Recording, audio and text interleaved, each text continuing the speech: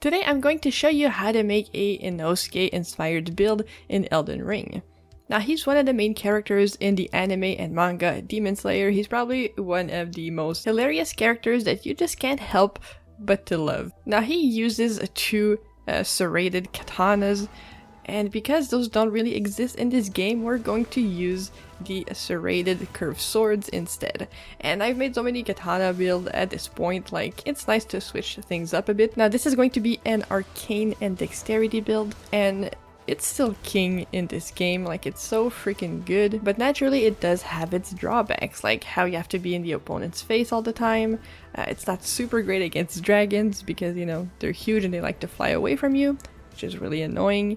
And it's also not really good against opponents or enemies that can't bleed, especially in PVE, kind of like the gargoyles.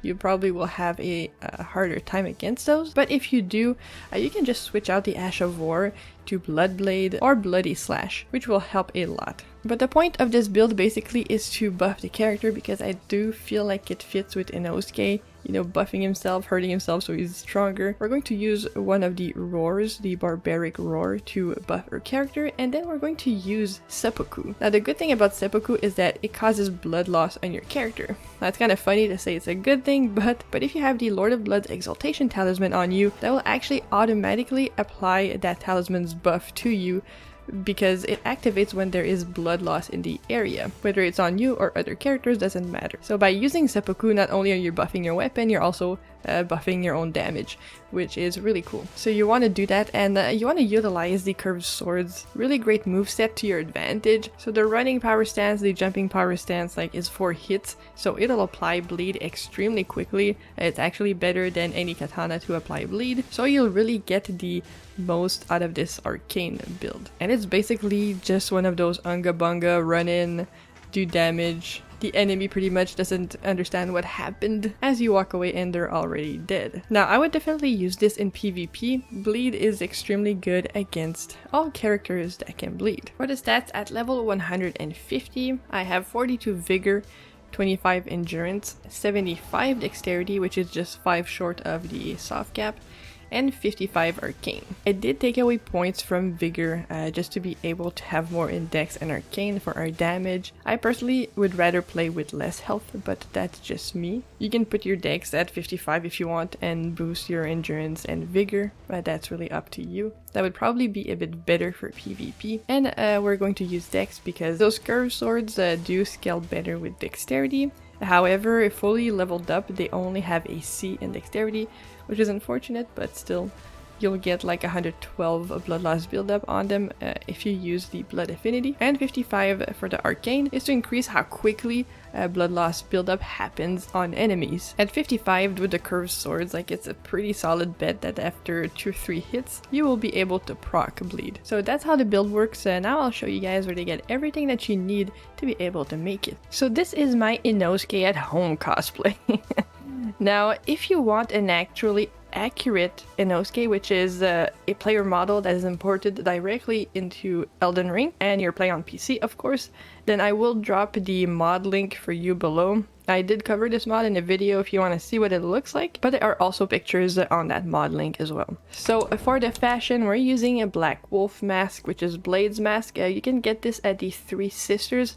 I think it's on the destroyed side of Celivis's tower, if I'm not mistaken, but it definitely is on one of the towers. And for the rest of his outfit, we'll be using the fur leggings. So you can farm this set from the, you know, big bull people who are really annoying in Siofra River. And that's pretty much all I'm going to wear. Now, if you want to actually have more dexterity, there is a helmet that will do that, and it's the Imp Head helmet. It gives you more dexterity, but it's very ugly looking. I just can't deal with it. But I mean, if you like that better, then you will get more dex. For the weapons, we'll be using a dual Scavenger's curved swords, and you can find those in Mount Gilmere. Now you can only find one per playthrough, however you can get someone to drop it for you, or you can do it on UGame Plus as well. So you can take the first campsite, Side of Grace, to come here, but you'll recognize this when you go on this pillar and you have to fight a grafted scion. The sword will be on a body next to one of the ladders here. and it's like in this area exactly. Now the Ashes of War we'll be using are Sepukku and Barbaric Roar. Find Barbaric Roar, you need to make your way through this Liurnia Lake, go into the ravine here, and as you get here, you know, there will be a big structure for this mine. You'll see a teardrop scarab like in this area, and you just hit it and you will get this Ash of War. Now I think it's guarded by like 2 bats or something, so nothing too big. For Seppuku, you can find that in the mountaintops of the Giants.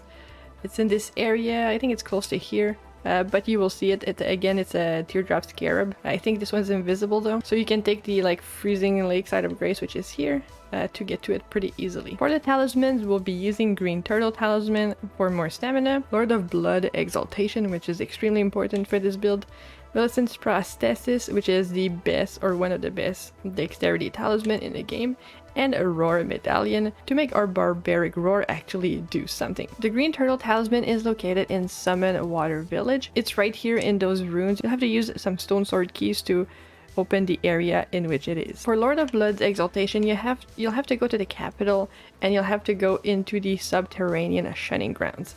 Once you're there, you'll have to find the catacombs where you can fight Esger, Priest of Blood, which is the enemy that will drop this talisman. It's not a particularly hard fight, so don't worry about it. Millicent's Prosthesis, the quickest way you can get this is by continuing your quest.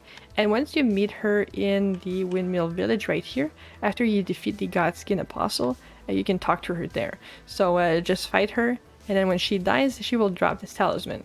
If you don't want to kill Millicent, then you'll have to wait until you're in the Haligtree area to help her fight her sisters, and it's very near the Malenia fight. Now finally, for the Roar Medallion, you want to go in this cave right here, right at the beginning of the game, and you have to defeat the troll that's in this mine, and he will drop you this talisman. It's also a very, very easy fight. So now you should have everything that you need to make this Inosuke build. I really hope you enjoyed this video. It was super fun to make. Inosuke is one of my favorite characters in this anime and manga. If you need help with anything, if you want to find people to play with, PVE or PVE, my Discord link is in the description box. So have yourself a wonderful day, everyone, a wonderful Friday, and I'll see you all very soon.